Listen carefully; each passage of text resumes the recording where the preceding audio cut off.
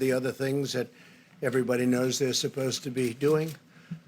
Ultimately, the goal is to ease the guidelines and open things up to very large sections of our country as we near the end of our historic battle with the invisible enemy. We're going for a while, but we win. We win. I said earlier today that I hope we can do this by Easter. I think that would be a great thing for our country, and we're all working very hard to make that a reality. We'll be meeting with a lot of people to see if it can be done.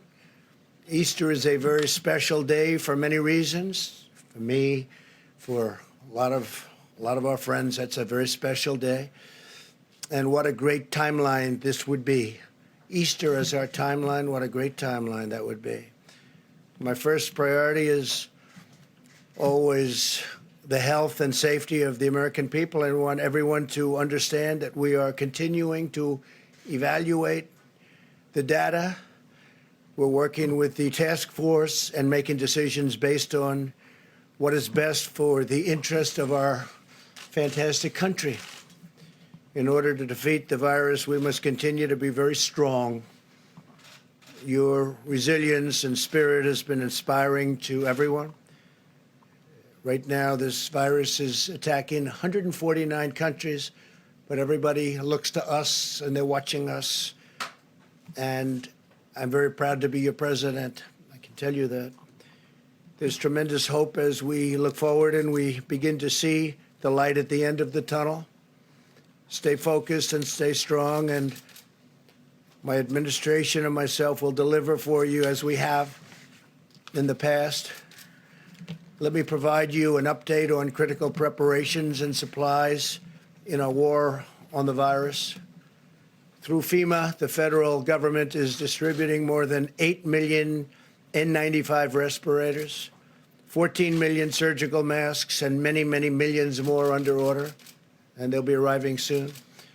2.4 million face shields, 1.9 million surgical gowns, 13.5 million gloves, and more than 4,000 ventilators to the areas of greatest need have already been sent, and we have 4,000 being delivered to New York. The federal government is using every resource at its disposal to acquire and distribute critical medical supplies.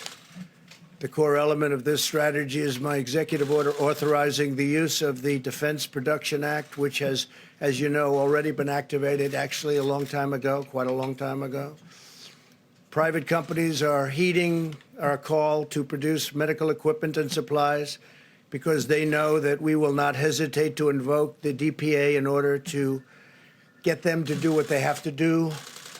It's called leverage. You don't have to use it from the standpoint of actually it's been activated, but you don't have to use it. But the threat of it being there is great leverage, and companies are doing as we ask, and companies are actually even better than that. They're coming through and they're calling us, and it's been really something to see. This morning, Ford, 3M, General Electric Healthcare are making tremendous numbers. They've already started of respirators, ventilators, and face shields.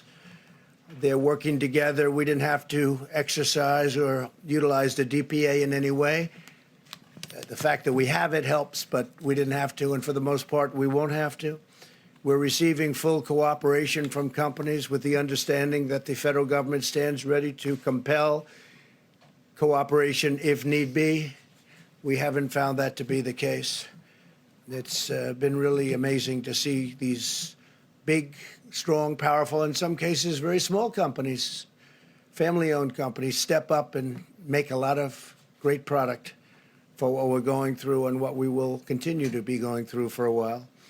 The Army Corps of Engineers and the National Guard are building 4 hospital facilities in New York City at the Javits Center, which will be operational very soon. They've already started. In addition, they're building 4 separate medical facilities in different parts of the state.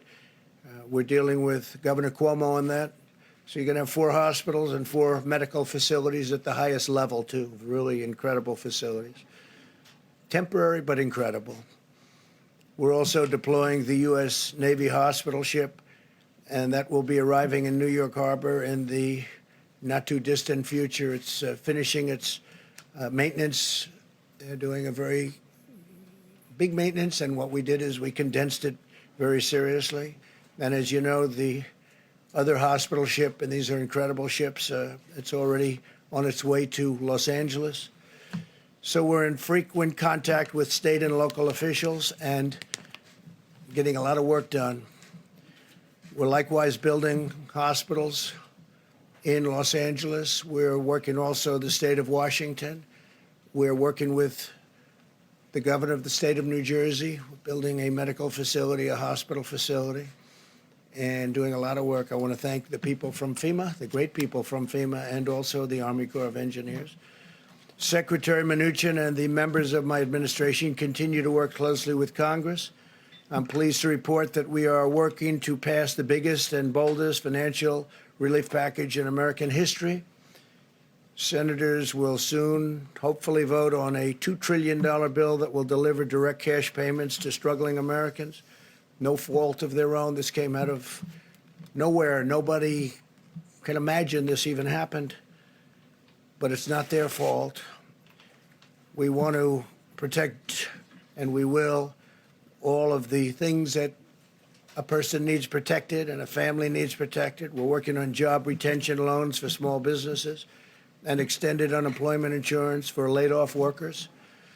The legislation will also include billions of dollars for additional resources for our, and really heroic, these are incredible doctors, nurses, brave, and hospitals, as well as support for hard-hit industries such as the airline industry and the cruise ship industry, which employ tremendous amounts of people and obviously serve very important functions beyond that, with very tough protections for the American taxpayer. The loans will be very secure and they will be very profitable, and at the same time, they'll bridge, they call them bridge loans in many cases. They'll be bridging these companies back into very good health. And some of them are very important companies that 4 weeks ago didn't have a problem. I'm also confident that the Democrats will do the right thing. I feel very confident. They're working very hard together right now, Republicans and Democrats, and they're getting very close to a very fair deal and a great deal for the people of our country. Today, as you probably saw, the Dow surged over 2,100 points. That's the all-time record history of the exchange. This is very encouraging, and I think part of the reason is they are looking at what is close to being passed, and I think a very big part of it is they see that we want to get our country open as soon as possible. They see we're working very hard on that. That's a very big factor, I think, in today's historic gain. The legislation developed in the Senate is the first step to restoring confidence and stability to America's economy as we look ahead to the time when we can carefully and responsibly reopen our country for business, and we hope that's going to be very soon. I want to assure Americans that we have a team of public health experts. We've gotten to know them as well as I know them. They're great people. All right, we're going to bob out of the president there. The president reiterating what he said earlier.